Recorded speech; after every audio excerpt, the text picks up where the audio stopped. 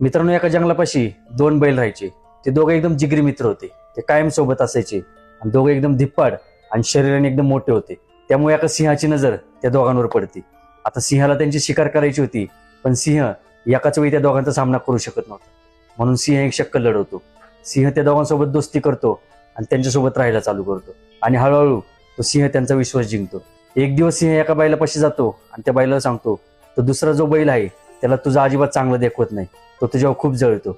आणि असंच बोलणं तो दुसऱ्या बैलालाही सांगतो. ते असं ऐकल्यामुळं दोघं बैल एकमेकांपासून थोडं लांब राहायला चालू करतात आणि हळूहळू दोघं बाजूला होतात. याचाच फायदा सिंह उचलतो आणि तो दोघांची शिकार करतो आणि त्यांना खाऊन टाकतो. मित्रांनो, ही गोष्ट त्या तिघांबद्दल नाही, तर आपल्यामध्ये जी लोक राहतात, जी कायम इकडचं तिकडे करतात आणि विषय वाढून सांगतात.